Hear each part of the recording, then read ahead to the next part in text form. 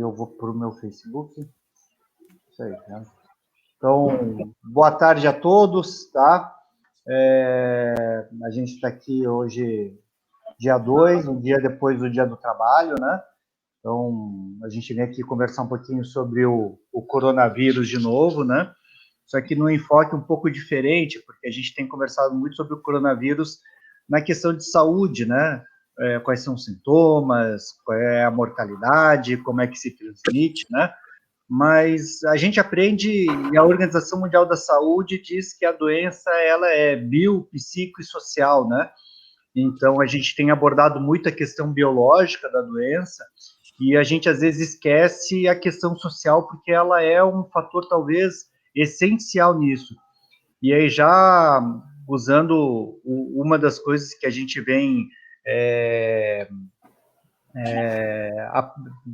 que eu escutei de um historiador, que ele fez um livro sobre a febre amarela, né? São erros que o Brasil fez lá no primeiro surto de febre amarela, e ele fala que a morte é uma questão social, né? Porque a gente vai ter mais ou menos mortalidade de acordo com uma questão social. Então, por isso que eu vim aqui conversar com vocês, né?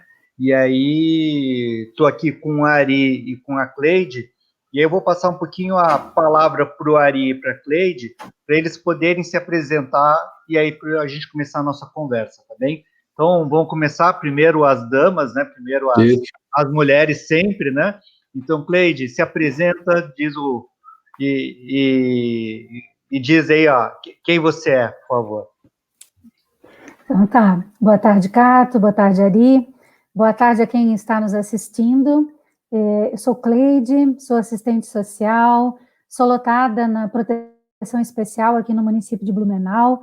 Minha história como trabalhadora, ela inicia na política de assistência social e depois no serviço público, né? Fui trabalhadora de fábrica por muito tempo, mas no serviço público se inicia na política de assistência social, tem uma breve passada pela educação e depois eu retorno para a política de assistência social.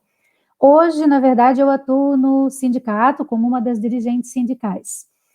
Espero que a gente possa fazer boas trocas nessa tarde. É muito importante falarmos, sim, do social. Ele implica diretamente nas nossas vidas, né? E a gente, nesse momento, tem que estar falando sobre o social, sim. Mais do que nunca. Meu nome é Ari Guerme, sou dirigente sindical, pertenço ao Sinditransport, o que representa os trabalhadores do transporte coletivo de Blumenau, Gaspar e Pomerode, né?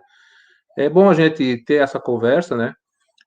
Para falar para o trabalhador, para falar para todos, né? A importância do que está acontecendo no momento. Então, a gente que pode esclarecer, né? Como trabalhador, a gente tem aí o doutor Mário, que pode falar tudo sobre medicina, né?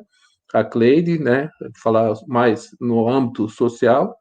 E a gente espera tentar tirar muitas dúvidas aí para os ouvintes, né? Que estão nos assistindo, né? Para qualquer coisa, envia suas perguntas também para esclarecer o que dá para esclarecer. Então, deixa eu me apresentar também, porque eu não fiz isso, né? Eu comecei a live aqui um pouquinho acelerado, né? Eu sou Mário Cato, eu sou médico, médico sanitarista, também atuação na geriatria, sou servidor público, então, com muito orgulho também sou da diretoria ampliada do Sintraceb, né? E trabalho do Centro do Idoso, professor da FURB, né? Então, faço de tudo um pouco aí, né? Queria fazer uma conversa com vocês hoje, né? E aí tentando entender algumas coisas dessa questão social ali, né? Primeiro, assim, Cleide, a gente hoje tem uma questão importante porque quando os governos estaduais e municipais, mas principalmente os governos estaduais, decretaram eu digo de uma semi-quarentena, né? Porque não é uma quarentena total, né? Mas a gente sabe que isso impactou muito na atividade financeira de muitas pessoas, né? E isso impacta muito, por exemplo, no trabalhador que ele é o trabalhador que às vezes não tem o seu direito garantido, porque ele não é seletista, né? Ele não tem carteira assinada. aquela diarista que às vezes depende do trabalho do dia a dia, né? E eles ficando sem renda, eles têm uma dificuldade muito grande no seu dia a dia, né? Como é que você tem visto isso para essa garantia de renda, esse auxílio emergencial, né? E essas dificuldades que a gente tem acompanhado um pouco na imprensa de se conseguir esse auxílio, né? O que você tem observado disso, Cleide? Então, Cato, Ari e quem está nos assistindo, né? Na verdade, para falar disso, assim, a gente precisa falar da história da política de assistência social e da luta que nós temos frequentemente para fazer com que o SUAS seja reconhecido como uma política pública de direitos, né? Porque a gente luta contra o olhar de que a política de assistência à caridade é benesse, a gente luta cotidianamente contra isso. E nós precisamos que haja vontade política para garantir que esta política seja de direito, né, de direito do cidadão e da cidadã que dela necessitar. Ela, diferente da saúde, que é universal, ela tem um recorte de renda, sim, né, há um recorte de renda. Porém, o que mais prejudica essa política, né, e não só agora em época de pandemia, né, é que ela, inclusive, é vista como uma política essencial. Porém, quando do repasse de financiamento da esfera federal, da esfera estadual e da esfera municipal, não se faz esse olhar de política de essencialidade. Aí ela acaba tendo aquilo que a gente chama de olhar de política pobre para pobre. E o investimento é nesta ordem. Então, nós temos uma luta muito grande para garantir um percentual mínimo para a política de assistência social.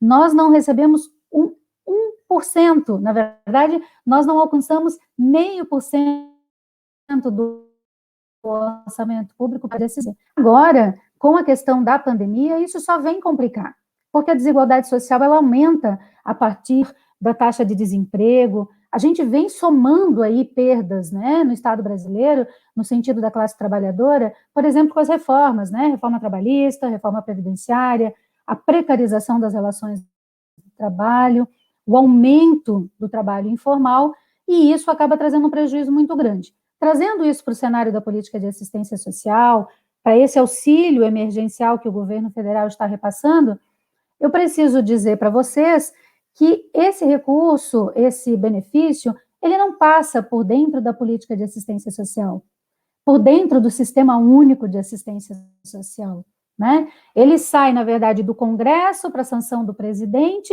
e para que os bancos executem. E aí não tem o olhar e a expertise dos profissionais do SUAS para fazer esse encaminhamento da população. Então, ele vem a partir do Bolsa Família, do Cadastro Único, né? E o maior questionamento que nós fazemos é: e os invisíveis? E os que surgem agora, durante a pandemia, que não têm cadastro único, que não estão inseridos no Bolsa Família? E aí, preciso dizer também do corte que nós tivemos no Bolsa Família, de quantas famílias recebiam e pararam de receber a partir do governo Temer, do governo Bolsonaro, né? Então, assim, isso ganha uma amplitude muito grande dentro da pandemia, quando o trabalhador informal, ele não consegue trabalhar e não consegue manter a sua família. E aí ele tem que buscar o serviço na política de assistência social, mas muitos não têm conhecimento, não compreendem essa política como um direito dele, né? Então, mas eu nunca precisei, eu nunca acessei um CRAS, eu nunca acessei assistência, muitas vezes, inclusive, se sente envergonhado de ter que fazer a busca da política, porque achando que está dependendo de caridade. Então, a gente precisa esclarecer que não é caridade, que é direito. E hoje, mais do que nunca, muitas pessoas que nunca acessaram vão precisar acessar. Nós temos, Cato, Ari, trabalhadores CLTistas contratados na prefeitura, que os seus contratos não vão ser renovados, a gente já tem situações aparecendo essa semana, e que eles passam de trabalhadores que oferecem um serviço dentro da política de assistência para talvez os usuários da política de assistência. Eles vão precisar da política de assistência porque perdem sua renda. Então, hoje no município, na semana passada eu conversava com a secretária, a Patrícia, e ela me coloca que todos os CRAS estão atendendo, todos os serviços estão atendendo, abordagem de rua, os CRAS, os CREAS, atendem via telefone, agendam atendimento presencial, fazem visita domiciliar, mas isso é uma realidade que pode estar acontecendo da semana passada para cá. E a pandemia já se estende para mais de um mês, né? Então, assim, lá no início, não houve o atendimento da população. A população, ela ficou perdida, sem acesso, porque os próprios serviços estavam se reorganizando dentro do que trouxe essa pandemia. O que a gente mais tem escutado dos trabalhadores mas a gente não sabe nem o que fazer. Lá no início, quando o serviço ainda não era presencial, a dificuldade de acessar os territórios, de acessar as famílias. Então, a gente tem uma gama de assuntos muito grande para discutir nesse momento, mas o que eu preciso fortalecer aqui nós temos trabalhadores e trabalhadoras dando seu sangue na linha de frente da política de assistência social. E é claro, para ter uma política de assistência social, Cato, que realmente atenda a população, que realmente garanta direitos, a gente precisa de um governo que tenha esse entendimento político em relação ao social, ao investimento no social. E nós sabemos que não é prioridade dos governos municipal, estadual e federal o investimento no social neste momento. Cleide, só para você complementar uma coisa, você coloca que esse auxílio emergencial não veio pelo SUAS, né, veio em paralelo com isso, e não veio usando toda esse know-how que vocês já têm, né? Às vezes eu tenho a impressão de que a dificuldade que eles estão implementando, que eles estão colocando para ofertar esse auxílio emergencial parece ser proposital, não usar o SUAS para ofertar isso, parece ser proposital, colocar uma série de empecilhos dentro dos bancos para que eles possam acessar o auxílio emergencial, parece ser proposital. Essa também é uma percepção que você tem? Com certeza, Cato. Para mim, assim, é política para inglês ver, como se diz no dito popular, né? Porque se você vai atender famílias que já estão cadastradas dentro de um sistema único, né? Que como o SUS, nós também temos um sistema único de assistência social, né? Desde 2004. Então, se você vai repassar um benefício para essas famílias, que muitas já são atendidas, são cadastradas, e você simplesmente ignora essa política, por exemplo, nós temos o controle social dentro da política de assistência. E esse recurso ele não passa pelo Conselho Nacional de Assistência Social. Ele não é regulado dentro do controle social da política de assistência social, né? Então, a gente verifica que, sim, parece que é algo deliberado para dizer que tem, mas para que quem realmente precisa acessar não acesse. E aí, os profissionais do SUAS hoje, depois que as organizações da sociedade civil, os movimentos organizados, até de gestores municipais e estaduais também, passaram a buscar as informações e trazer para os seus trabalhadores e para as suas trabalhadoras, hoje os trabalhadores e trabalhadoras têm a informação para repassar para as famílias, mesmo que ainda com muita dificuldade, para orientar, para explicar como é que funciona o aplicativo, como é que acessa através da Caixa. Hoje eles já têm a informação, mas ela não veio do governo federal. Ela não veio do governo estadual, ela veio da busca da sociedade civil organizada, que começou a fazer lives, que começou a construir documentos, que começou a pressionar dentro do Conselho Nacional de Assistência Social para que isso acontecesse. Mas, mesmo assim, hoje a dificuldade nós não construímos junto, mas hoje nós temos que dar respostas. Hoje a gente tem que estar dando a resposta para o usuário, e muitas vezes eu vejo que as famílias, algumas pessoas cobram, mas assistência não me atende para passar o recurso. Então, é importante entender que ele foi feito à parte da política de assistência social, não foi construído dentro da política como deveria. Olha, o Evaldo chegou. Então, eu queria dar boas-vindas ao Evaldo, né? O Evaldo, para a gente, era uma pessoa importante para estar aqui com a gente. Se a gente vai falar da questão social, nada melhor de ter alguém que representa uma associação de moradores, né, e de um bairro tão histórico como a Fortaleza, né? A Fortaleza tem um histórico tão importante, né, dentro de Blumenau. Então, Evaldo, seja bem-vindo. E aqui todos, quando a gente começou, a gente se apresentou, né? Então, a gente diz quem a gente é, o que a gente faz um pouquinho, né? Então, Evaldo, diga quem você é, se apresenta um pouquinho. Só antes de você começar, ativa o teu microfone, tá? Teu microfone está desativado, tá? Boa tarde.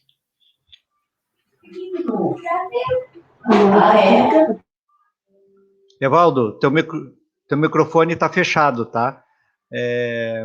Lá embaixo tem um microfone. Isto. Segue aí com a palavra, Evaldo. Acho que agora funcionou. É isso. Então, boa tarde, desculpe aí o atraso, estava aqui com as demandas aí comunitárias, né? Sabe como que é, né? A gente tem que estar sempre atento aí, especialmente nesse momento crucial, né? Eu sou Evaldo Nascimento, né? E presidente da Associação de Moradores aqui do bairro Fortaleza. Também tenho a formação, né? Mestrado em Gestão de Políticas Públicas, é um assunto bastante pertinente, né? Para a gente estar conversando agora. Então, estamos aí à disposição para o nosso diálogo. Tá bem. A gente está fazendo uma roda começando alguns assuntos aqui. A Cleide colocou algumas coisas, mas antes de eu passar a palavra aqui pro Ari, que está aqui já querendo a gente poder conversar, primeiro eu vou dar um oi aqui para Rosenara, para Karen, para Carla, Luiz Costa, Terezinha Cruz, Sérgio Bernardo, tá? Yolanda Cuco, Alzemira, Carla Rodrigues, né? Ilona, Isabel Balgarten, Paulo Rodrigues, Marlete Antônio, né? Cirlei, Paulo Rodrigues, né? Então, um oi especial para todo mundo que está acompanhando a live aqui. Elfi, Márcia, Neuza, Ieda, tá? Boa tarde a todos, né? E só vendo aqui que a Carla, aqui, minha colega, a doutora Carla, está aqui, recomendar para ela fez uma live ontem no Facebook dela, quem tiver interesse procure, eu acho que ela faz uma junção dos números de casos confirmados de coronavírus em Blumenau, e ela coloca no mapa da cidade e ela consegue distinguir qual o bairro mais afetado, né? E ela faz uma correlação com isso com o trabalho. Eu até vou aproveitar esse assunto que a Carla começou a botar ontem na live dela, tá? Que falam muito sobre a questão de trabalho, e aí passar um pouquinho para o Ari, para a gente poder falar um pouco de trabalho, porque lá a Carla colocou o seguinte, né? Como tem uma relação da questão de trabalho com o coronavírus, tá? Isso tem se visto, porque nos Estados Unidos, por exemplo, aconteceu o fechamento de vários frigoríficos, porque muitos trabalhadores ficaram doentes, né? Aconteceu também isso lá no Rio Grande do Sul, também um frigorífico se tem que fechar, encerrar a produção dele por causa da infecção com coronavírus, porque parece que tem uma correlação muito importante desse vírus com o ambiente fechado, né? Por isso que também os profissionais de saúde, lógico, além da questão de estar com o dia a dia lidando com o paciente, mas também é um ambiente fechado. E a Carla coloca na live dela, no estudo que ela está fazendo, da relação da atividade industrial de têxtil, das facções, que também são ambientes fechados, no aumento da transmissão disso, né? E aí, então, acho que essa correlação de coronavírus e trabalho. E aí, fazer a pergunta para o Ari, tá? Para colocar também como que ele tem percebido que esse coronavírus tem impactado no trabalho, porque a gente tem visto muitas demissões que estão acontecendo no Brasil e também em Blumenau, né? E como é que ele tem visto isso? A gente sabe que o sindicato do transporte coletivo conseguiu uma vitória importante aí para reverter uma série de demissões que já estavam em andamento, mas o que ele tem percebido hoje com relação a essas demissões que vem acontecendo, não só na questão do transporte, mas em todos os setores que a gente vem acompanhando? Ari, eu vou abrir teu microfone e você está com a palavra. Bom, doutor Mário, boa tarde, Evaldo, né? Ele chegou, agora saiu, mas deve estar lá cuidando dos cachorros lá, que eu acho que está lá o cachorro lá que puxou lá pela perna dele, mas tudo bem. Eu fico muito preocupante a questão do trabalho, porque, assim, no caso do transporte coletivo, onde a empresa sequer pensa nos trabalhadores, simplesmente demitiu, né? em torno de 105 trabalhadores, né? Então, teve trabalhadores que nem chegou a saber que estava demitido, mas estava lá o nome na lista que ia ser demitido. A gente conseguiu entrar na justiça, né, pedindo o cancelamento dessas demissões, porque num momento tão difícil hoje, para o trabalhador perder o emprego é ficar sem o chão. Então a gente espera que isso já aconteceu em outras categorias. Também teve efeito agora também o pessoal da RACO, que o Citrafito conseguiu reverter lá algumas demissões, e isso vai atingir quase toda a classe trabalhadora em algum outro órgão, né? Alguma categoria, né? No caso, os frigoríficos, no caso, o texto, que é onde trabalha muitos trabalhadores aglomerados, né? A gente espera que alguma coisa seja feita, né? Eu vi uma semana passada a questão do a Coteminas colocar um túnel, né, para tentar prevenir o trabalhador quando entrar na sua fábrica passar no corredorzinho ali para ser imunizado, né? Não sei se funciona ou não funciona, mas é que o que já está acontecendo em vários lugares, essa possibilidade de tentar colocar um túnel para imunizar ou prevenir alguma coisa, né? Eu acho que a maior prevenção hoje, todos os cuidados para quem pode e tem que usar as máscaras, quem lavar as mãos, né? Usar álcool gel sempre, né? Mas ter todo o cuidado, porque o importante é tentar se prevenir, porque fica difícil, além de a gente estar num sistema de hoje que vale é o lucro. Todo patrão quer saber de lucro, né? Quando a Cleide falou sobre a questão de Bolsa Família, para nós aqui do Sul, isso é mais lá para o Norte, Nordeste, que eles acham que a questão mais precarizada é lá, né? Nossos irmãos lá do Norte, né? E nós somos um país. Eu acho que hoje é importante dizer que o Brasil, os invisíveis, tem em Blumenau também, tem em todos os lugares, né? Então a gente se preocupa com isso. Muitas vezes tem gente que perdeu o emprego, não conseguiu uma nova contratação na sua área e tal, teve profissões, eu acho que já foram extintas, né? Então o cara vai fazer outra área e hoje a gente descobre o número de pessoas invisíveis que tem, que é que não tem sindicato que representa, não atinge assim, não tem representação. Então a gente se preocupa com isso, né? Na questão das sinaleiras, na questão do cara que trabalha vendendo seus churros. Até esse dia eu falei com o rapaz que trabalha vendendo churros, ele ficou preocupado que ele não sabe o que vai fazer, né? Aí eu disse para ele, cara, temos que ter fé aí para ver se conseguimos mudar isso aí, para ver, né, que uma hora vai ter que, ou nós vencemos isso aí, né, mas tem que ser, e hoje o cara tá, tem motorista nosso assim, ó, se precisar roçar um capim, capinar alguma coisa, eu vou me dispor para ir lá fazer isso, porque eu não posso ficar sem o trabalho, não tenho serviço para levar alguma coisa de renda, né. Então, para quem é motorista que hoje não tem o ônibus para dirigir, o cobrador que não tem ali, a nossa preocupação, o retorno disso tudo, né, em como é que vai ser dado o retorno, essa é a nossa preocupação hoje, né? A gente fez uma cartilha ali de tentar de prevenção de tudo que tem que ser feito antes de botar o transporte a rodar, né? Eu até comentei isso hoje, que Blumenau, em vista de outra cidade, não tem aquela educação para pegar o ônibus. O motorista de ônibus, quando para num ponto, e eu falei para o cara, quando eu trabalhava no ônibus, eu parava sempre no final do ponto para o pessoal embarcar de frente para trás ali, né? E o pessoal parece que briga para entrar no ônibus toda hora, né? E você quer ver na frente do colégio.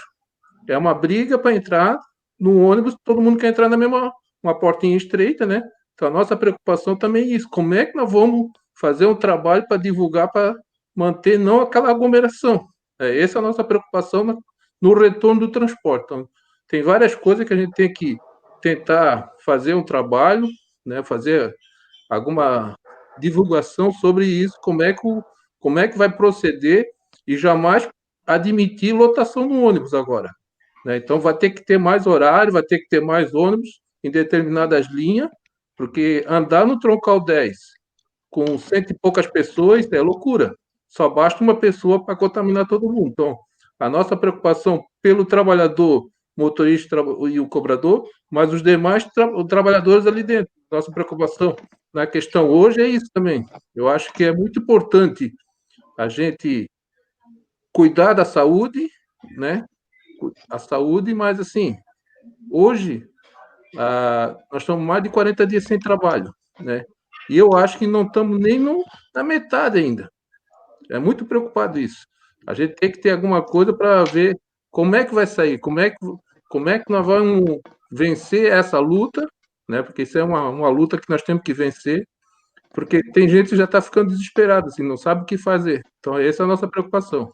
Ari, a gente vinha conversando também, né, o que a gente vem acompanhando tanto da Europa como até dos Estados Unidos, que é um país dito super liberal, onde eles colocam que, pela filosofia, o Estado não interfere na economia, mas os Estados Unidos fez isso e a Europa também. Na Europa tem governos que tá ofertando para a empresa arcar com 80% do salário do trabalhador, isentando de luz, água, telefone, né? Fazendo com que os aluguéis e financiamentos sejam congelados, né? Tudo isso para que consiga preservar o trabalho, para que, fazendo com que esse pequeno, médio e grande empresário mantenha os seus trabalhadores empregados, com a garantia de salário, com a garantia de renda, sabendo que depois a gente vai ter que ver lá na frente, mas pelo menos durante a pandemia a gente vai estar tranquilo.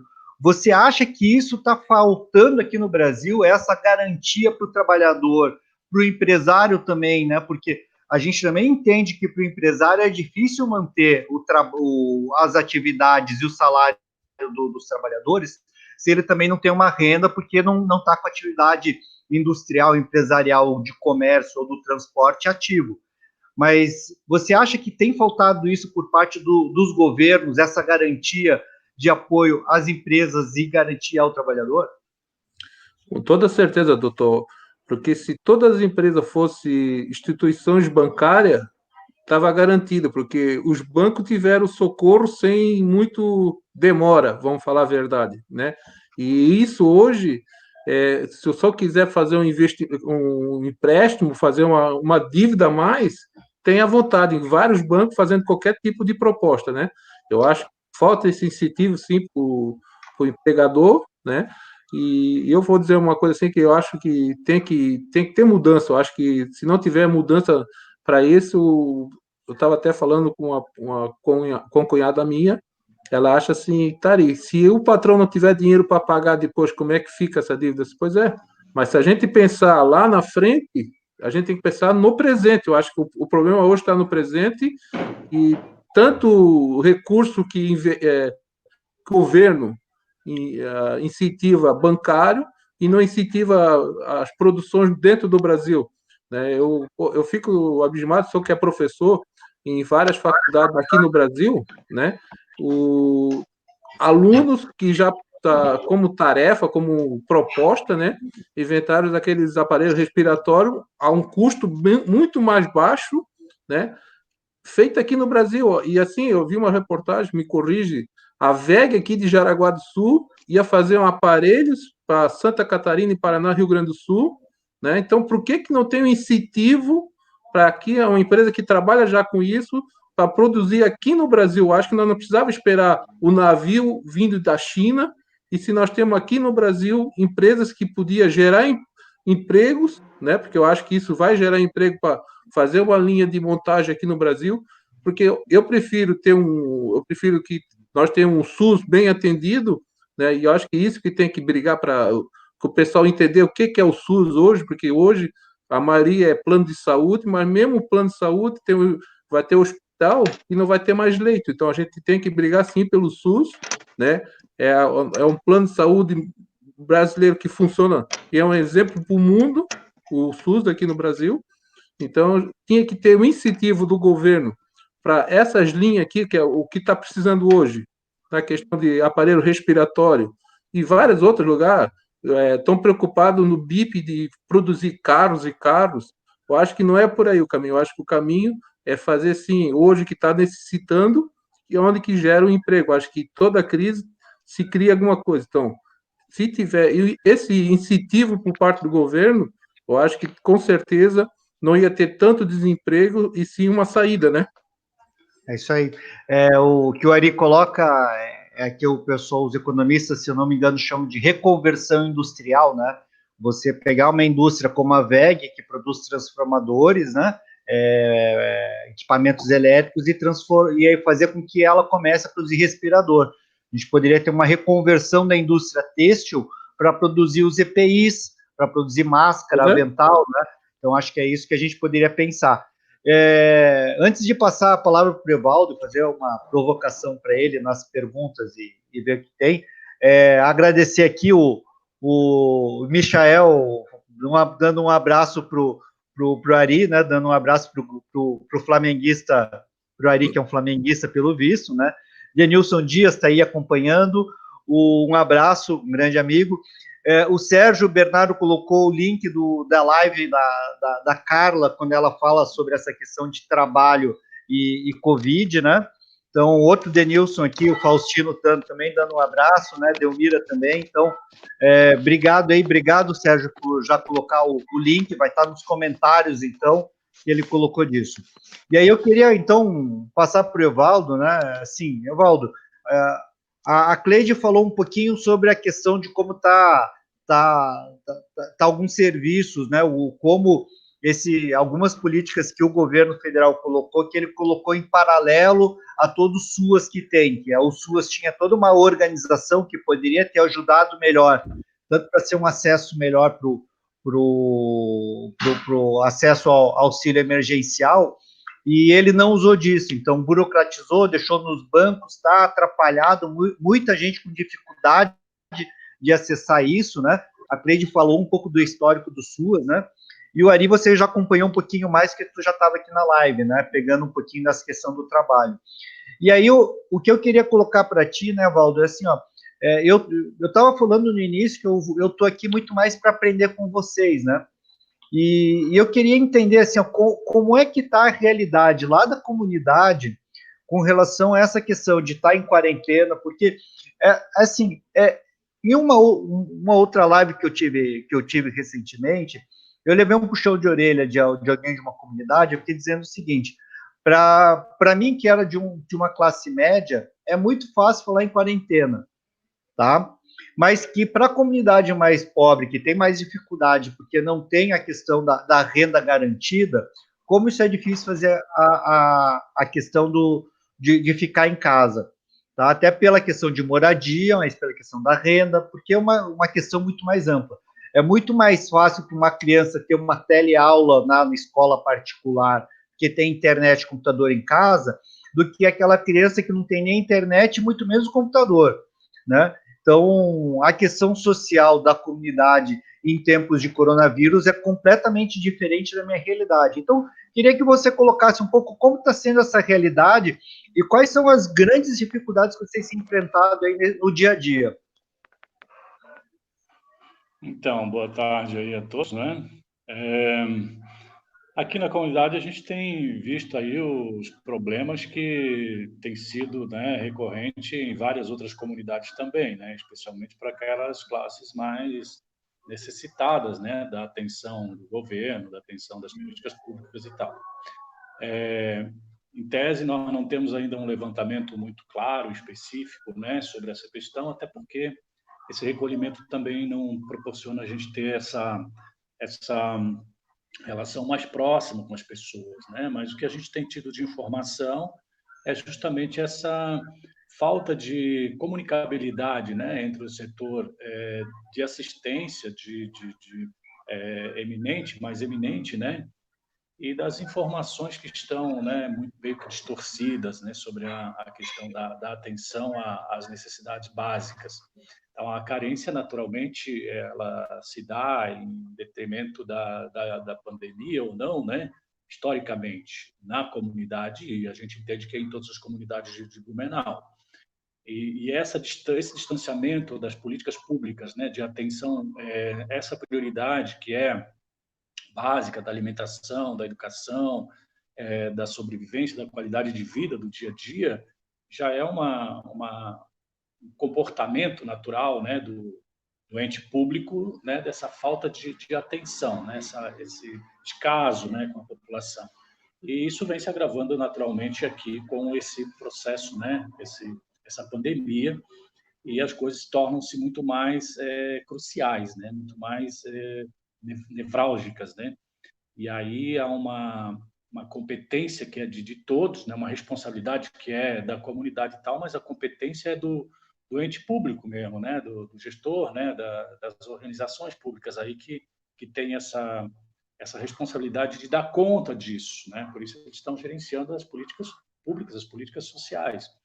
E a gente não tem tido visto essa resposta mais eminente, né, do serviço público, em tese, né, do gestor público, na atenção a essas comunidades. Então, aquilo que você falou antes, né, os comerciantes ainda conseguem ter ali um caldozinho, né, para poder se manter nesse período e sobreviver, né, porque nesse momento é uma necessidade de readaptação, de mudança de comportamento, né, de revisão, né, de valores que a gente tem visto aí na nossa sociedade ao longo dos anos.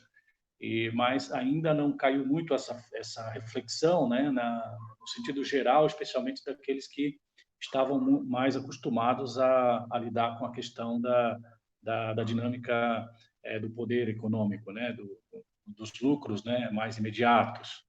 E a comunidade não tem ainda essa perspectiva, não teve, né, assim, não a comunidade em si, mas essas classes mais baixas, né, de ter esse afã de acumular algum capital, mas de atender apenas as suas necessidades básicas que já não eram atendidas e que agora se tornam mais difíceis. Então, infelizmente, a gente não tem assim, um levantamento muito claro aqui na comunidade, mas a gente tem visto pelos andamentos aqui, né, que as coisas são muito cruciais e que ela é um retrato do que se tem aí também nas outras comunidades que a gente tem visto aqui na cidade de Blumenau. Oi, Evaldo, e você tem percebido assim se a população tem conseguido entender a gravidade do que é essa pandemia, né? Porque às vezes a impressão que eu tenho, né? Porque eu venho acompanhando a questão do corona desde janeiro, né? Até por ser sanitarista, né? Quando apareceu as primeiras notícias da questão lá na China, eu já comecei a acompanhar. Então, eu venho acompanhando desde janeiro, início de janeiro, já venho acompanhando. E às vezes eu tenho a impressão de que eu, por ter um interesse maior, busquei informação e estou compreendendo aonde a gente, infelizmente, vai chegar. Você acha que a população, né, pelo menos que você percebe na comunidade, no pessoal que tem contato no dia a dia, ela tem conseguido entender a real gravidade e a questão de saúde que a gente vai sofrer e a questão social que a gente vai estar sofrendo também daqui para frente? Olha, muito mais do que essa realidade, né, da pandemia, a comunidade ela tem dificuldade de entender a realidade social que ela vive, né? Então, essa pandemia ela criou também uma situação meio que amedrontadora, meio catastrófica, né? Pela falta de informação, né, especialmente dos órgãos que trabalham com essa questão da epidemia, né, não estavam preparados, é um sinal de que o Brasil não estava preparado diante da situação que nós vemos aí, né, os casos que têm ocorrido, e é uma falha, né, apesar de nós termos um sistema de saúde fantástico, né, que é o SUS, mas ainda não temos uma ciência, né, uma tecnologia, uma capacitação tecnológica, né, ou profissional para que pudéssemos, né, estar prevendo, né, assim, as várias catástrofes que existem no mundo. Nós em Blumenau aqui já somos experientes, né, pelas catástrofes que tivemos, mas não imaginávamos que uma pandemia pudesse, né, criar também esse ambiente catastrófico que a gente está vivendo. Então, a comunidade ela tem entendido a duras penas, né, porque ela sempre entende, quando há uma proposição do governo de baixar salários, de aumentar custos e tudo mais, não que ela entende e aceite isso, né? Ela é subordinada, ela vive sobre essa égide, né, do controle e do poder do Estado.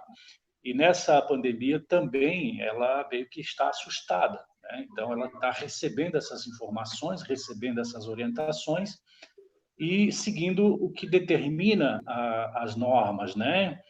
Mas não está ainda totalmente inteligível para ela essa questão da realidade da pandemia, se isso realmente é um problema tão grave assim ou não.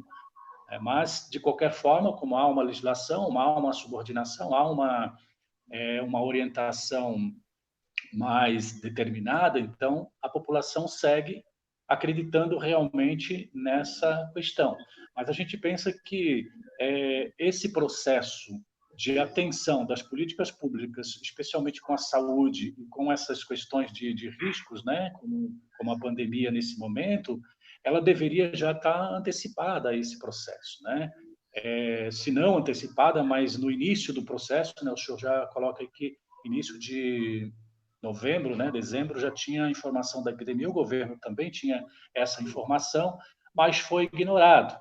E aí a população, como tem que acreditar no governo, acreditar no sanitarista ou na saúde, né, tem que seguir aquelas normas, então acabou seguindo só quando foi orientado. Mas essa anamnese, essa prevenção antecipada, né, não foi feito e é talvez aí um momento importante para que a população agora e os órgãos também de competência nessa área possam estar criando um ambiente como esse ambiente que nós estamos discutindo aqui agora. Acho que é um ambiente muito salutar, importante para as discussões, né, sociais, mas que a comunidade também possa ter um nicho de discussão, né, sobre as formas de prevenção, sobre esse processo, né, de antecipação da doença, né, tem um termo técnico aí que eu agora acabei esquecendo, mas de antecipar esses problemas. Nós temos aí nossas comunidades com várias propostas, né, bacanas,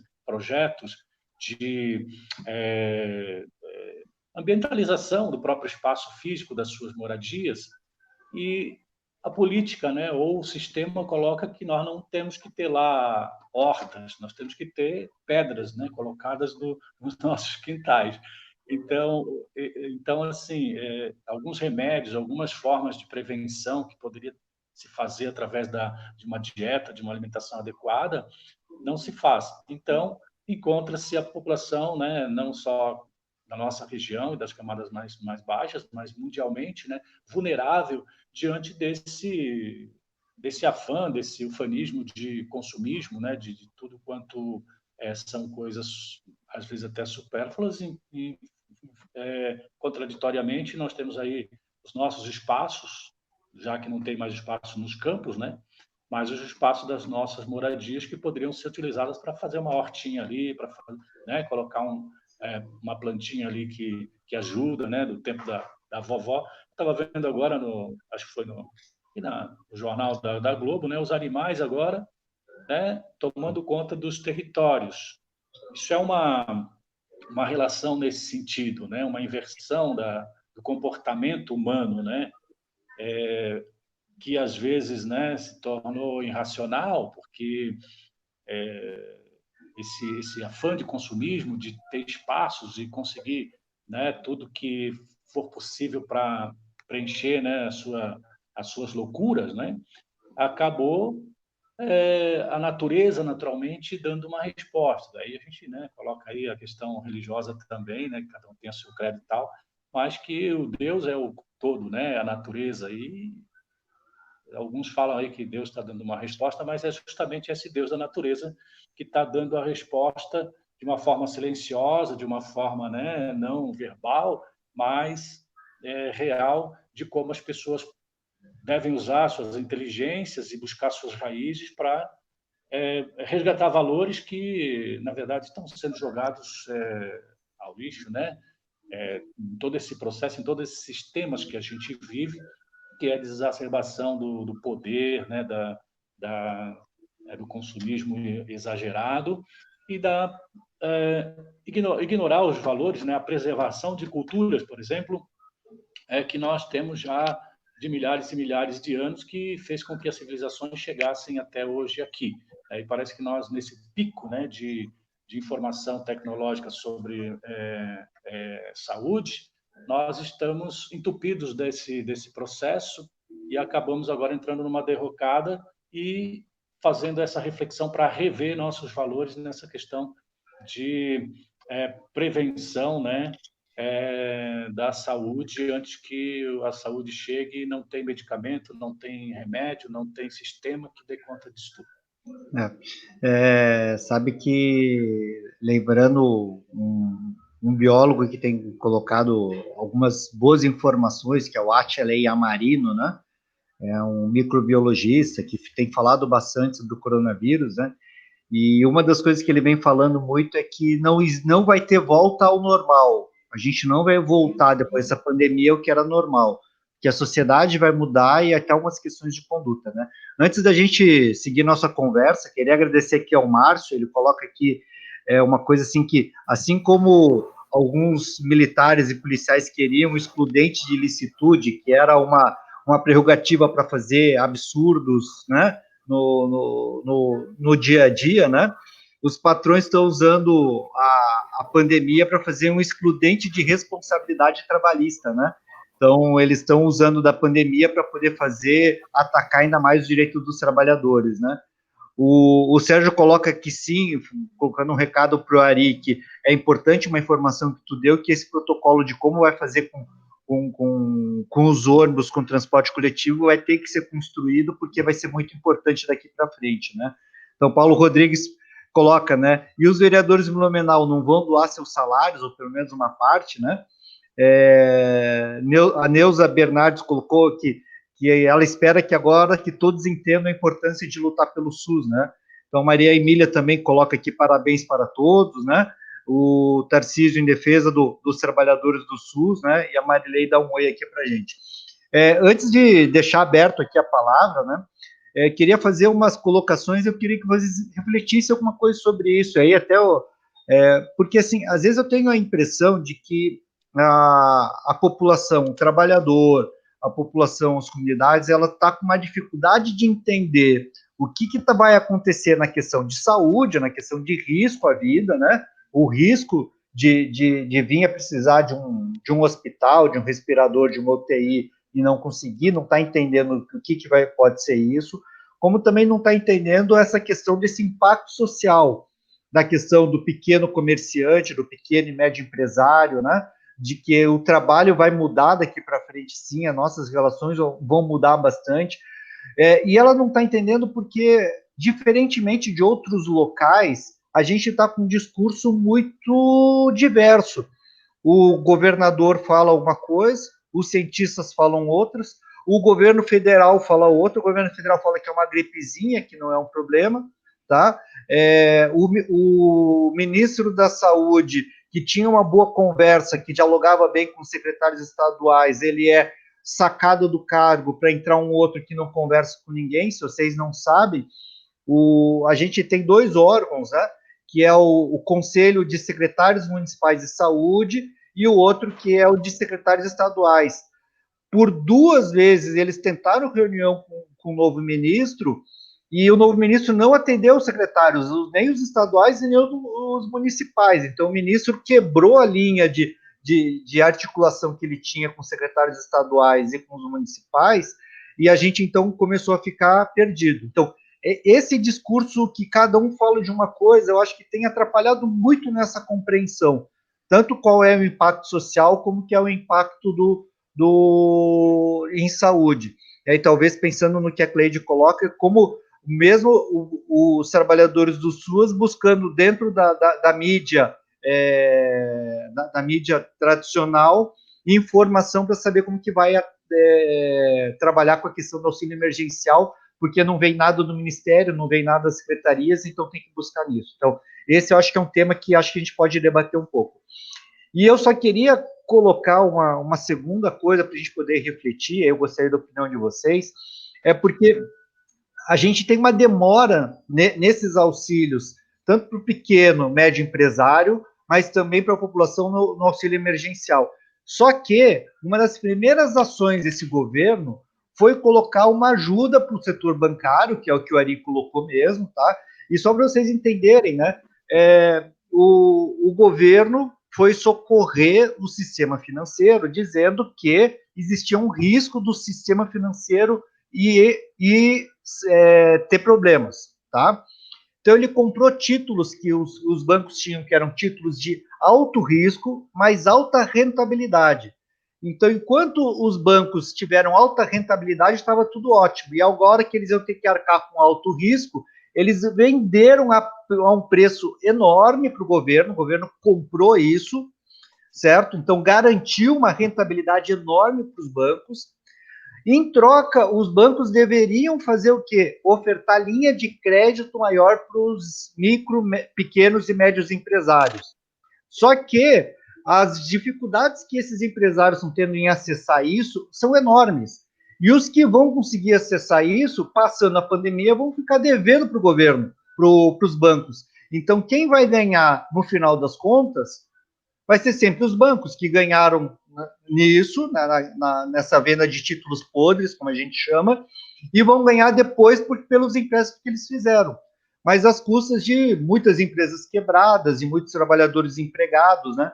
Então, acho que o governo foi muito rápido em socorrer os bancos e está demorando muito para socorrer a população que realmente produz no país. Então, eu queria que vocês falassem um pouco disso também, porque eu acho que toca no dia a dia da gente, né? Porque como é que eu vou fazer para o trabalhador ficar em casa se ele já não consegue mais ter o arroz e feijão na mesa? Então, será que a gente vai forçar o trabalhador a ir para a rua, mas é aí ele que vai morrer, enquanto o dono da empresa lá está lá na fazenda dele, isolado? Será que essa é a lógica? Será que isso está sendo proposital do governo federal para que o trabalhador realmente se exponha e a gente possa... Fiquei imaginando que pode ser a reforma da Previdência do sonho deles, né? Porque se mais pobres morrem, se mais idosos vêm a falecer, é a reforma da Previdência que eles queriam, a mais cruel de todas, né? Mas, não sei, deixo aí a discussão com vocês aí. Cato, posso falar? À vontade. Então, tá. Na verdade, a minha internet está bem ruim, eu não consegui acompanhar muito das discussões, né? Mas, vamos lá, assim, dessa tua fala, eu não diria que nós temos um governo, se a gente pensar na esfera federal, nós temos um desgoverno, né? Que desce ladeira abaixo com óleo na pista e sem freio. É um desgoverno que, de fato, ele privilegia empresariado, bancários, né?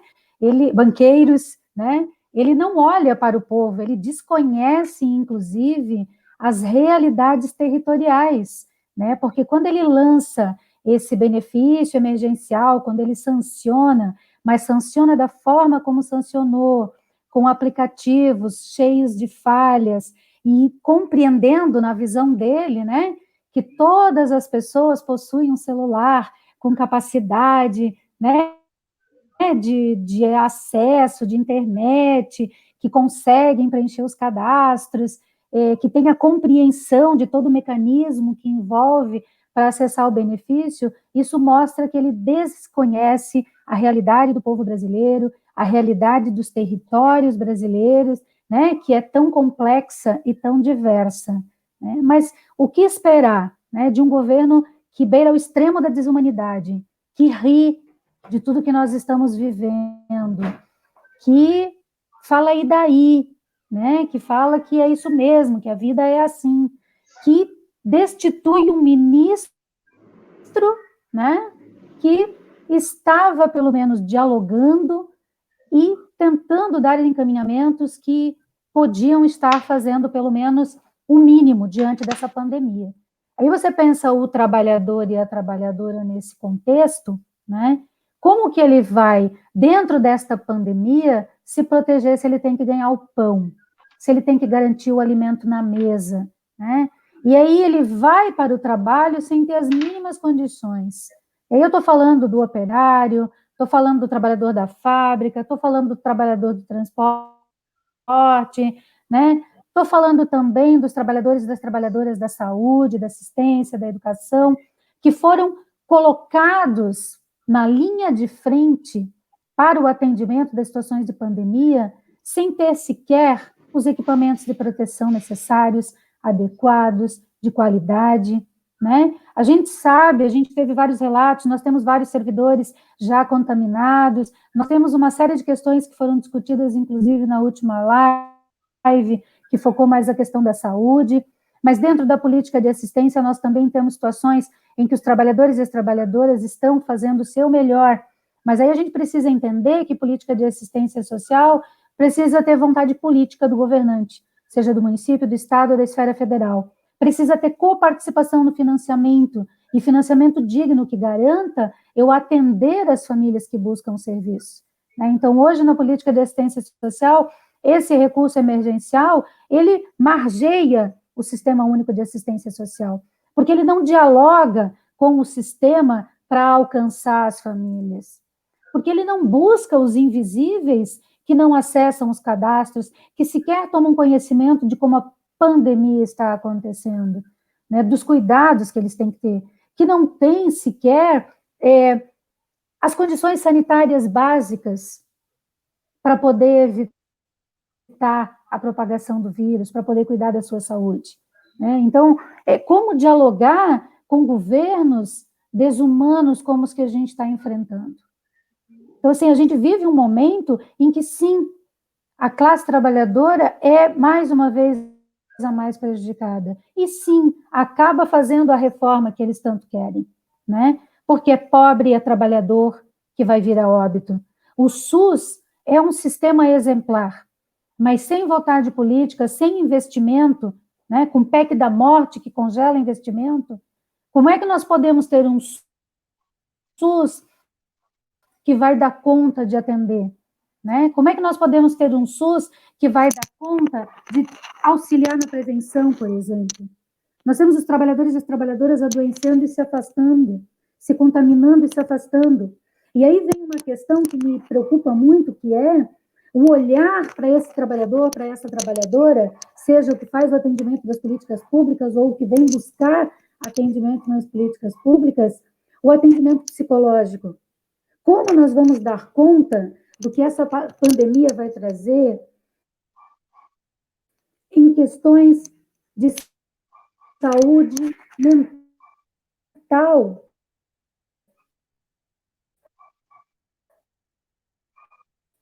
Tanto para quem está bem, quanto para garantir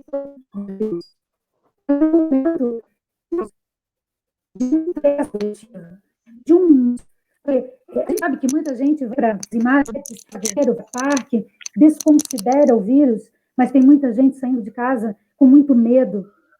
Medo de voltar para casa e contaminar os seus familiares. Mas não tem como ficar em casa.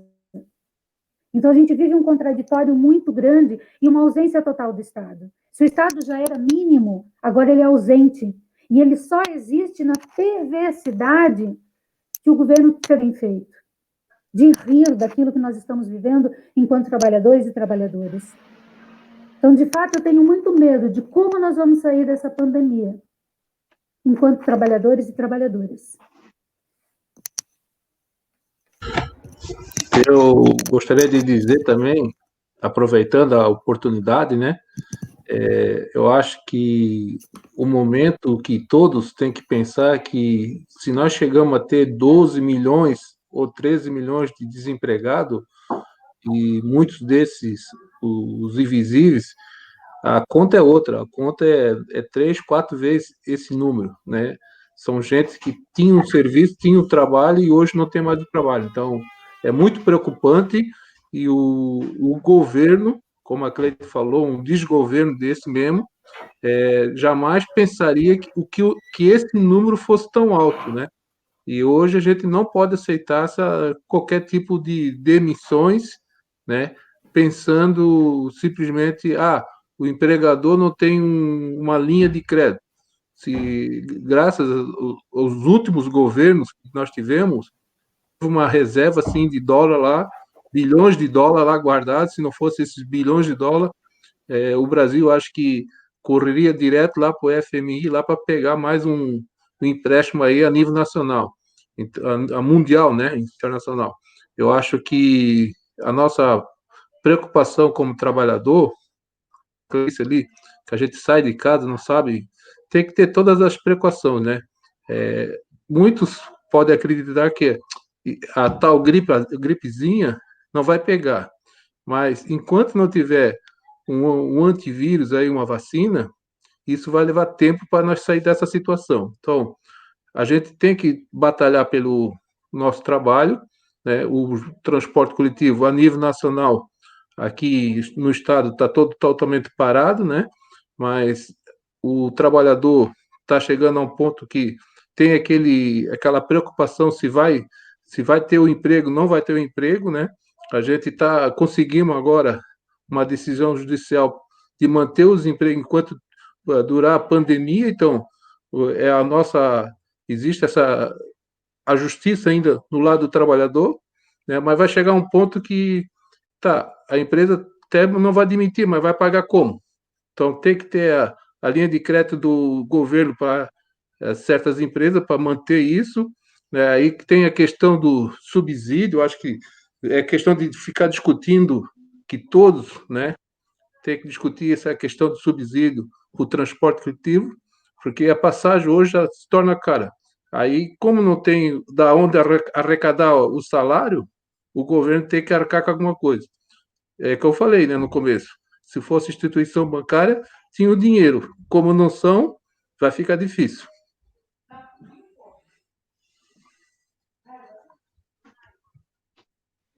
É realmente complicado, né, o que nossos colegas colocam, que a gente também tem visto aí, né, essas discussões aí sobre como é que nós vamos ficar, né, depois dessa pandemia, já que sabemos como estamos, né, diante dela, né, nas dificuldades, sem uma definição clara, essa falta de consenso e bom senso dos governantes, né, com relação a ações, essas divergências, né, totais, políticas, ideológicas e tal, isso nos leva a realmente uma outra pandemia que é mental, né?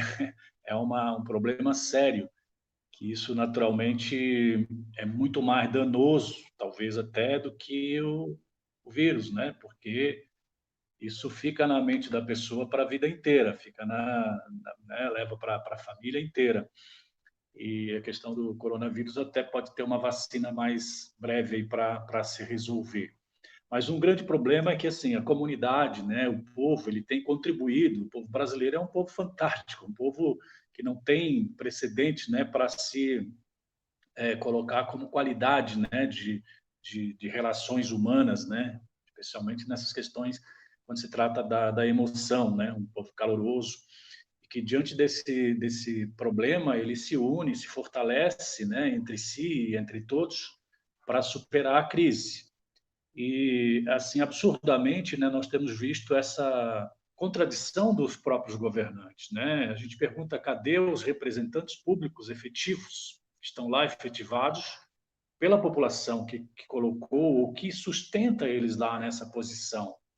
Aí cabe uma maturação e um amadurecimento, né, que nossa colega Gleide coloca, que as pessoas, o povo já não é mais um povo ignorante, né? Aliás, nunca foi ignorante.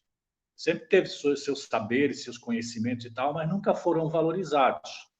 E não estão sendo valorizados, né? Em detrimento do quê?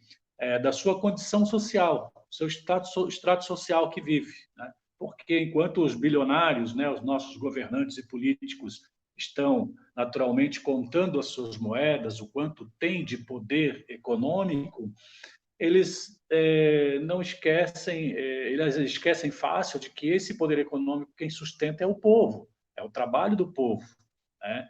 Então, para o governo, especialmente o povo é o principal objeto de atenção, não é a economia, não é outras questões políticas que são, né, tratadas hoje com muito mais ênfase, né? Quando aí substitui o secretário de saúde, quando lá coloca um outro chefe de segurança, quando ainda tem essa questão política como a principal lógica, né, do governo, do controle do governo, da governança pública, em detrimento de um problema que é crucial, que é essencial, que é a sobrevivência da nação. A nação, o povo é a nação é o povo, né? Então, o governo ignora o povo, parece que está havendo aí uma radicalidade, né? Uma guerra civil, uma guerra ideológica que torna-se absurda, porque no meio de tantas situações, né, ainda se dá atenção a uma discussão tão assim sem sentido, que é essas questões políticas, né, e técnicas do gerenciamento político em detrimento da saúde. Então é importante que nós possamos, né, e o povo também aí e os líderes, representantes possam ser questionados, né, de forma mais efetiva sobre as suas ações. Não é possível que um vereador é eleito e que ele não tenha competência ou não tenha voz para poder discutir com o governador do estado, né? Que ele não possa daí então ampliar essa discussão a chegar até o escalão maior dos governos dentro das suas representatividades políticas. Então é preciso retomar essas questões porque não se vê objetivo, né? Se eleger um representante público, se na hora do problema ele se esconde, né, dentro da sua casa né, faz o uso dos privilégios que tem em detrimento da população que precisa trabalhar, sim, né? Precisa dar conta de atender as suas necessidades básicas, mas mais do que isso, ela precisa da responsabilidade desse governo que ela elegeu. Ela precisa da competência desse governo que elegeu para gerenciar as políticas de atenção especial a essas pessoas e não gerenciar políticas de interesses globais, internacionais, que são, né, baseados na economia como forma de sobrevivência. A economia não sobrevive se o povo não estiver saudável. Então, essa lógica que precisa mudar também, né? Então, a gente entende que a comunidade ela tem percebido isso, tem feito um grande trabalho, né, para prevenir essa questão, mas a necessidade, a angústia, né, de trabalhar, de dar conta do seu sustento, porque sabe que não consegue depender do governo, que o governo não dá conta, né, de atender. Então, às vezes, é obrigado a se colocar na situação de risco, né, para poder atender aí a sobrevivência da sua família. Né? E o governo, por sua vez, não tem essa responsabilidade de assumir a sua competência, que é de cuidar do povo como o maior patrimônio da sua nação. Então, a gente vê assim essa reflexão, né, que existe dentro dos nossos grupos comunitários, e acho que é uma reflexão que se espalha por todas as comunidades que têm mais necessidade, mas é preciso tomar algumas atitudes, né? A partir desse momento, o povo, essas organizações comunitárias, associações de moradores, né? Esses grupos, né, de discussão, essas lives, né, acho que tem que se espalhar por aí e a gente mostrar a força que tem. Nós precisamos dizer para o governo que o povo é a razão do seu governo, é que é para o povo que o governo deve, não é, trabalhar. E nós precisamos, o povo, mostrar essa competência a partir dessas reflexões, desses diálogos, e buscar aí formas, né, protocolares ou formas, né, estabelecidas, diferente da maneira como se esperava dos governos que eles pudessem gerenciar e atender essas necessidades que, porventura, a população pudesse ter, ou como sempre teve e que o governo nunca atendeu. Mas agora, nesse momento crucial, está muito mais claro que o governo realmente, esse governo especialmente, né, que é um governo absurdo, aliás, nós não vimos governo aí, eu não vejo o governo, acho que é uma, o professor falou ali, desgovernança realmente é uma coisa sem princípios, né, de governar ou estar na liderança, que está tudo quebrado, né? Não as questões políticas, sociais e por causa da pandemia. Está quebrado são a maneira de o governo pensar sobre uma política, né? Quer dizer, destrói tudo. Acho que em todos os governos que na história que a gente teve mundialmente não se teve assim tantas loucuras. Teve, claro, dentro da sua época, do seu tempo e tal, mas nesses tempos não é possível a gente permitir mais esse tipo de situação. Então, eu acho que depois da pandemia é preciso as organizações comunitárias, né, as organizações sociais se fortalecerem, se capacitarem, né, e começarem a colocarem a sua forma, assim, a sua forma de governar ou gerenciar o governo que elege, né? Porque não é possível eleger mais governos. Nós temos aqui o governo de Blumenau também, da mesma forma, e assim esses líderes pensando apenas no que é administrativo economicamente e esquecendo, na verdade, daqueles princípios que são norteadores para a economia, que é, na verdade, a base do povo que trabalha, né? Legal, Evaldo. Queria colocar, só retomar uma coisa que você falou que acho que é muito importante, né? Quando tu falou que o povo saudável, o trabalhador saudável é que vai mover a economia, né? Eu tive um estudo nessa semana, que foi um estudo feito por 3 pesquisadores, né? Stephen Luke, Emil Werner e Sérgio Correia, tá? Um deles do Federal Reserve dos Estados Unidos, o outro do Federal Reserve de Nova York e o terceiro do Instituto de Tecnologia de Massachusetts, tá? Onde eles fizeram uma avaliação da gripe espanhola em 1918, a questão da quarentena e recuperação econômica. E eles provaram que as cidades que tiveram a quarentena mais cedo mantiveram a saúde da população e tiveram uma retomada econômica muito mais rápida e vigorosa. E as cidades que não fecharam a quarentena, as cidades adoeceram, a população adoeceu de uma forma mais importante, e a perda econômica, a retomada econômica foi muito mais lenta. Então, a gente trabalhar com a saúde da população ou com a quarentena para trabalhar para cuidar da saúde da população, ela acaba sendo essencial para a gente poder retomar economicamente lá na frente, né? Então, acho que essa é uma coisa importante. Antes da gente seguir, eu passar a palavra para todo mundo de novo, né? Para a gente fazer o fechamento aqui da nossa conversa. Só vou agradecer a Kelly e a Ingrid que estão aqui, tá? Tem um comentário da Benedita Mian, ela coloca assim, que o presidente deu a verba necessária aos governadores trabalharem nos hospitais, só que eles fizeram mau uso do dinheiro, justamente para confrontar o governo, depois querem que faça milagre. E ela coloca que a gente está julgando muito e a gente não está conseguindo enxergar. Aí eu vou responder para a Benedita que tem uma ação que é do governo federal, uma ação só, para ver como é simples, né? Todos os países que enfrentaram a pandemia, tá? Primeira coisa, eles tentavam fazer viajantes que vinham de fora, tá?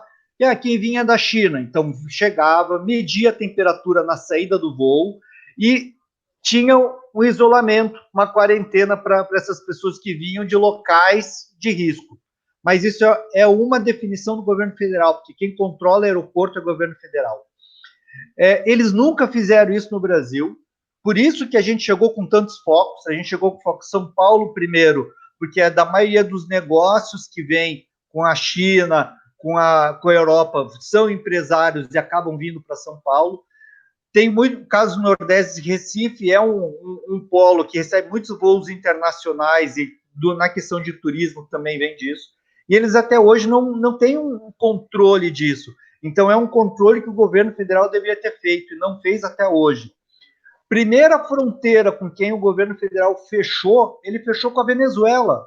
Mas a Venezuela é um dos países que melhor está lidando com o coronavírus aqui na América Latina. Mas aí, ideologicamente, fechou com a Venezuela. O grande foco da pandemia hoje é Estados Unidos e as fronteiras continuam abertas. Mas o governo federal não pode ir contra ao dito lá, senhor Trump, que é o amo dele, né? Então, assim, o governo federal poderia fazer muito mais coisas. Eu só dei um exemplo, que é a questão dos voos e de fronteiras. Porque lá na Itália, que eles pegaram o distrito industrial mais rico de produção industrial, da questão financeira, que é o norte da Itália, a região da Lombardia, eles fecharam, e com isso eles conseguiram fazer com que não se alastrasse a doença para a questão do sul da Itália. E quando chegou no sul da Itália, o sul da Itália estava mais preparado para lidar com isso. E qual foi o benefício disso? O sul da Itália tem um sistema de saúde mais precário, então conseguiu dar tempo, e o grande foco da Itália foi só o norte. Então são coisas que o governo federal podia ter feito e não fez. Mas eu queria sair um pouco do governo federal, e aí eu vou pedir para vocês fazerem a fala final de vocês, mas colocando um pouco da análise da situação de hoje, para encerrar, mas também colocando para o nosso governante municipal aqui, o que ele também poderia dar atenção, porque o que Blumenau a gente pode estar fazendo diferente para dar uma assistência melhor para toda essa população que a gente tem, e a gente não está conseguindo também dar conta deles, né? Então, deixo aí as considerações finais para todo mundo. Quem quer começar, por favor?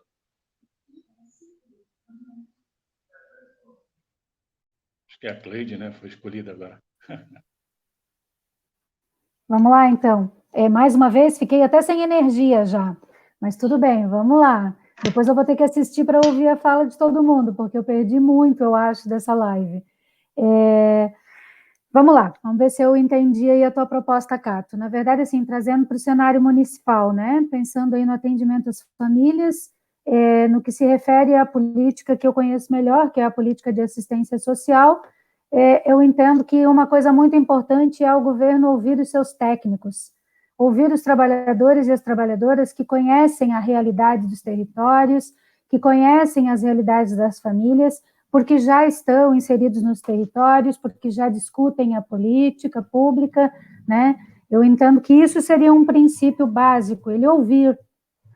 O profissional de serviço social, por exemplo, ele tem expertise para trabalhar, para atuar em situações de calamidade, inclusive com respaldo federal, em resoluções federais, né? O nosso conselho, na verdade, tem resolução federal que nos garante, enquanto prerrogativa de trabalhador do serviço social, essa expertise. E aí, eu entendo que está faltando o prefeito, secretário, os comitês que discutem o enfrentamento a essa pandemia, está chamando esses profissionais para estar dialogando, para estar construindo realmente um plano de contingência, um plano de atendimento, pensar as diversas realidades da cidade, né, parar de querer simplesmente se localizar no governo federal, entendendo que está certo quando diz que apoia o governo federal. Acho que está mais do que na hora do que o prefeito Mário colocar a mão na consciência e perceber que não dá para apoiar um desgoverno como que aí está, um insano, na verdade.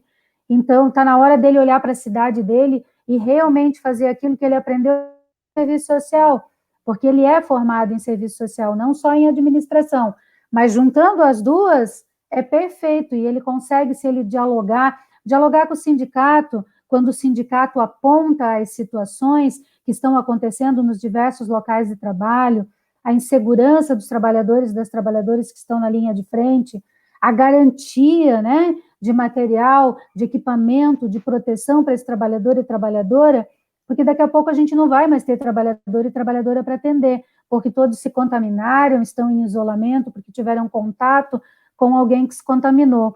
Então, que ele olhe para esse trabalhador e trabalhadora da assistência, da saúde, da educação, das diversas políticas, diversas secretarias do município, e construa efetivamente. Eu fico me perguntando, sabe, onde que estão os planos de contingência, né, da defesa civil?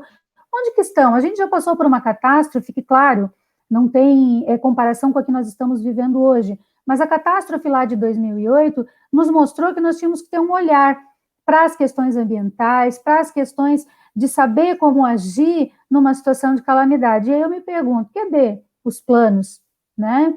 Cadê os planos de contingência para essas situações que poderiam estar servindo de base e posterior está sendo ampliado para a questão do que a gente vive hoje, que é uma pandemia de saúde, né? Mas que se tivesse minimamente uma base para você construir. O sindicato, ele tem sido parceiro né? Porque o sindicato mostra para o governo, ele mostra para o prefeito, para a administração, onde é que estão as lacunas, onde é que estão as ausências, onde é que está faltando o olhar de gestor, né? E fora isso, a questão de financiamento mesmo. O que é prioridade para esse governo? É a economia ou é a vida, né? A vida dos munícipes? Porque ele não está lá de graça, ele está lá porque foi eleito para estar lá. Ele está lá para servir, né, como bem disse o Evaldo, para servir a população dessa cidade. E o que você vê muitas vezes é uma inversão, é usar, inclusive, esse momento como palanque, né? Nós temos que agir, e o Mário tem formação para isso, né? Serviço social, administração, vamos agir como um gestor competente, ouvir o sindicato quando aponta para ele as lacunas, ouvir os técnicos, os trabalhadores. Nós temos um material humano excelente no serviço público, profissionais de um gabarito absurdo, profissionais que estão indo com o mínimo, espaços que já não eram adequados antes da pandemia, espaços de trabalho que já não davam conta antes. Imagina na situação de pandemia, seja na saúde, seja na educação, ou seja na assistência. Então, vamos olhar para esses trabalhadores e para essas trabalhadoras e vamos construir com eles, né? E a população, ela precisa entender que quem executa o serviço público é o servidor e a servidora, não é o prefeito, não é o cargo comissionado, é o trabalhador e a trabalhadora que é igual à população, que é população desse município. Então, muitas vezes, quando dá errado, quem é que se acusa? O trabalhador é o trabalhador que está lá na linha de frente. Quando dá tudo certo, vão para a rede social elogiar o prefeito, né? E quem que executa? Quem que faz com o pouco que tem um trabalho de qualidade? Tem dificuldades? Tem, mas a gente precisa cobrar do gestor o investimento nas políticas públicas, o investimento no trabalhador e na trabalhadora, né? Então, assim, é esse o recado que eu tenho, na verdade, para dar, tanto para a comunidade quanto para o gestor dessa cidade. Bom, eu acho, aproveitando as falas da Cleide, né, eu acho que em estilo Brasil, como faz falta os cubanos, né, os médicos cubanos, né, porque a gente poderia ter médico aí, né, o doutor Mário falou a questão da Venezuela, né, mas como não é da mesma linha do governo, desse desgoverno, não interessa para esse governo os médicos cubanos. Então, eu acho também que vai fazer falta. E na situação de Blumenau e região, eu já faço um contexto no Médio Vale, ali, no Vale do Itajaí, e a questão do investimento, assim, a questão do... Nós temos aí Instituto Federal aí que tem alunos, tem essa rapaziada aí, tem uma cabeça boa para pensar, né, fazer um investimento em cima disso, para em torno do Vale do Itajaí, sei lá, mais de 1 milhão de pessoas, que Blumenau tem 330 mil habitantes, mas em torno do Vale aqui, o investimento para esses alunos, né, inventar a questão, o incentivo às empresas que poderiam produzir a máscara, os EPIs aqui na nossa região, para nós não ficar para trás. Eu acho que nós temos todo o potencial, a força do trabalho aqui dos trabalhadores e das trabalhadoras, né? Toda a força aqui, eu acho que falta é o investimento, né? É engraçado que os grandes empresários vão para fora do país para buscar coisa lá, e nós temos aqui dentro um potencial de trabalhadores que poderia fazer isso. Eu dei o exemplo da VEG, mas tem outras empresas aqui na região que poderia fazer isso. Então, nós poderíamos sair na frente como um modelo, e nós estamos ficando aí a mês de um governo que não sequer está preocupado. Está preocupado, sim, com a campanha eleitoral desse ano. Então, eu acho que tinha que ter esse lado. Essa é a minha opinião. Eu acho que todo mundo espera que isso... E é uma coisa que vai ser para sempre agora. Eu acho que todo ano nós vamos ter que discutir isso. Então, nada melhor do que ouvir o que a Cleide falou, para nós se prevenir no futuro e, assim, não ficar de braços cruzados. Alguma coisa a gente tem que fazer. Essa é a minha opinião. Eu quero aqui Dar um abraço a todos, né? Doutor Mário, Cleido, Evaldo, né? Mandar um abraço aí para o Sérgio, que nos acompanha, a Rosiane, né? E o Michel, dizer para ele que ele sabe que eu sou vascaíno, ele fala que eu sou flamenguista, mas na verdade eu sou vascaíno, né? Então, um abraço para ele, abraço a todos, independente da torcida, né? A gente espera logo. E eu, assim, como o governo sabia isso antes do Carnaval, que o Carnaval é uma festa, a primeira festa do Brasil, a segunda é futebol, na minha visão, né? Então, faz falta o futebol, né? Mas eu acho que nós temos que pensar em vida, né? A questão hoje é questão de se cuidar. Eu quero um abraço a todos, né? Estamos aí para a próxima live aí, que o doutor chamar, nos convidar. Estamos aí presentes, tá bom? Um abraço a todos. Muito bem, eu quero agradecer também muitíssimo aí, né, o nosso amigo doutor Cato, né, e também a Cleide, que foi bastante perfeita, maravilhosa nas suas considerações, assim como a Ari também foi muito perfeita nas suas considerações e as suas pontuações também sobre algumas proposições para que, né, o governo e que a gente também possa se articular depois dessa pandemia para estar fazendo outros momentos de discussão, né, de debate, trazendo outras pessoas também importantes da comunidade para estar trazendo essa problemática.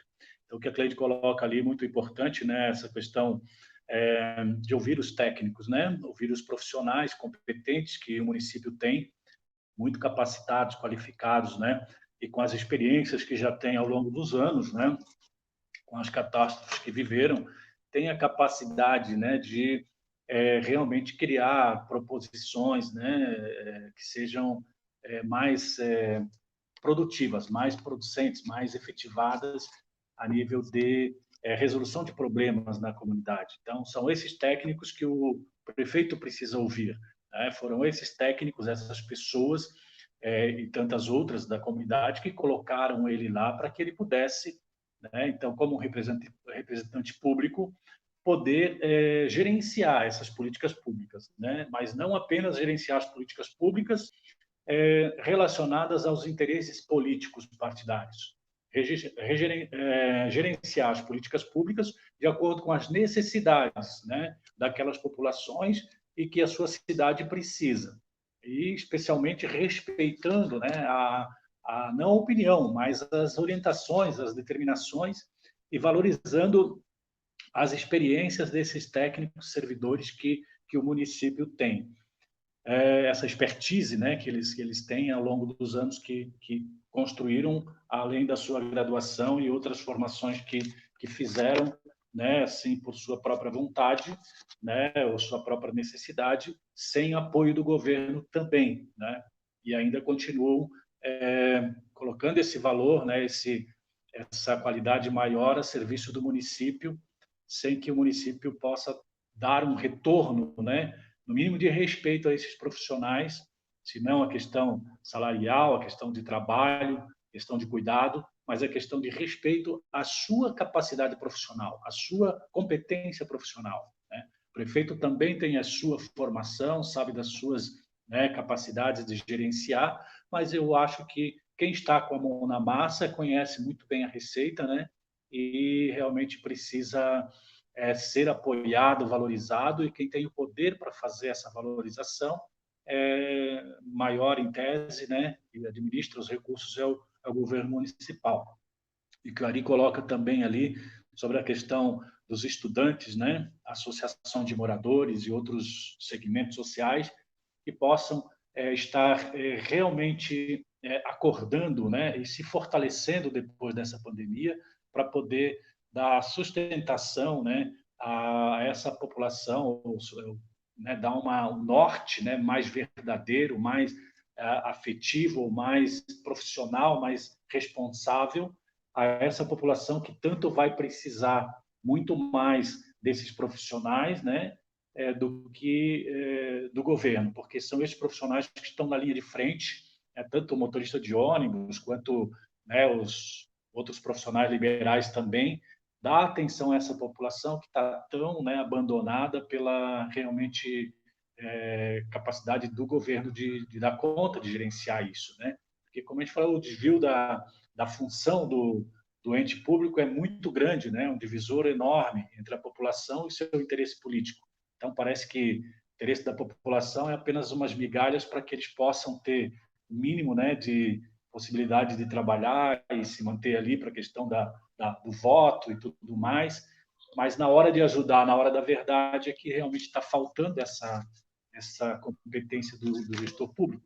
Então, aí o que a Cleide coloca, né, é muito importante esse respeito aos técnicos, porque o governo federal não deu esse exemplo, né, e a gente está vivendo a situação que está vivendo. Então, aqui em Blumenau, local, na nossa casa, né, nós precisamos ter essa competência, essa responsabilidade, não só quanto esperar do governo, né, mas fazer com que o governo faça aquilo que realmente é esperado, que a população precisa.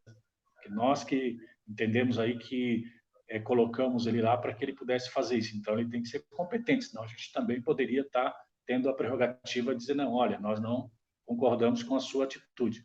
Então, acho que a partir desses princípios de organização comunitária, né, social e de outros grupos, de cada um de nós, é que possamos talvez fazer uma boa superação desse processo aí. E fomentar, né, dar possibilidade para que os setores, né, serviço social, a área de saúde, cada um possa solicitar os recursos necessários para poder atender a população e o governo que, né, busque esses recursos, que dê esse apoio necessário e que valorize e fomente, né, nessa competência dos técnicos para que eles possam ajudar essa população que, naturalmente, é uma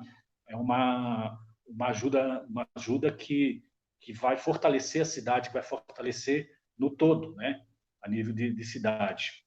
Então, acho que é isso, né? Eu agradeço também aí muitos espectadores que nos acompanharam, né? Especialmente os colegas que já mencionados aí, e foi um prazer realmente conhecê-los e muita satisfação de poder estar debatendo um assunto tão importante, né?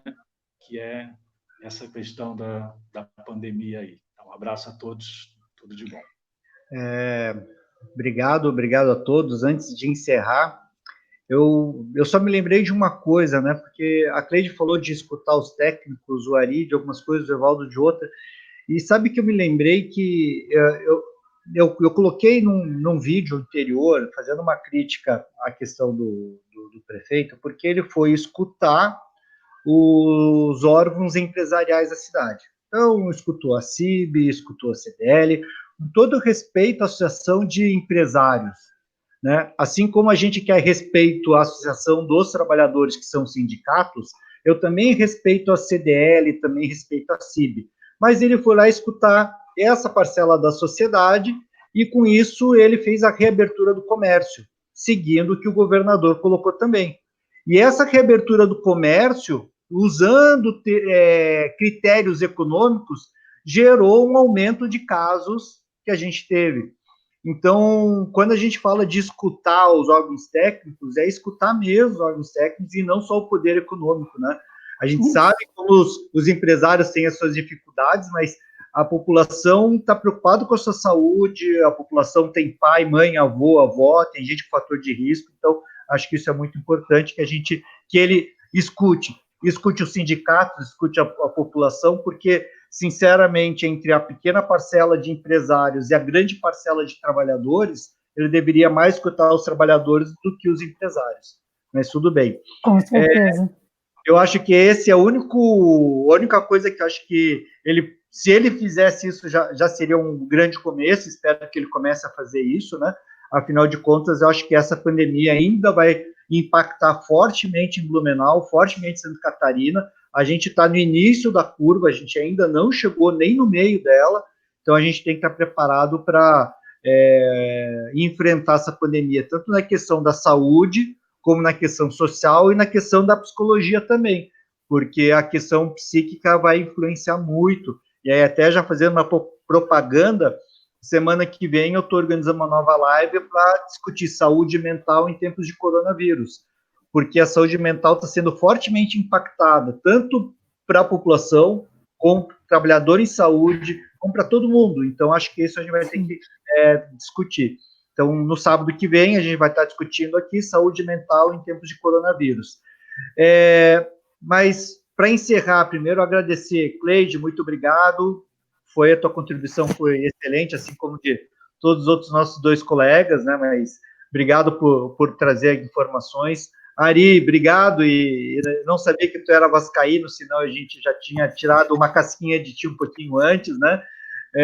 Você faz parte de, parabéns pela atuação dentro do Sindicato Cinetranscol, que tem tido vitórias importantes, luta contra uma empresa muito grande, com problemas importantes, né? A gente sabe que o teu empregador hoje, o teu patrão foi preso e eu acho que ainda está lá ainda, né? Então, para ver como vocês lidam com pessoas que não devem ser muito fáceis, né? Então, parabéns por toda a atuação, parabéns pelas conquistas, né?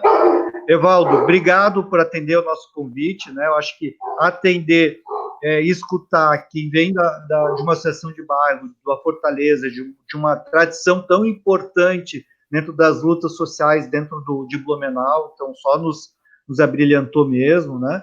Então, obrigado a todos que participaram aí na live aí, mandando os comentários das perguntas, tá? Então, agradeço a todos e até a próxima. Vamos conversando, porque é isso que a gente vai ter que fazer. Mesmo longe, a gente tem que estar perto, né? Então, obrigado mesmo. Força aí para todos, tá bom? Obrigado. Um abraço.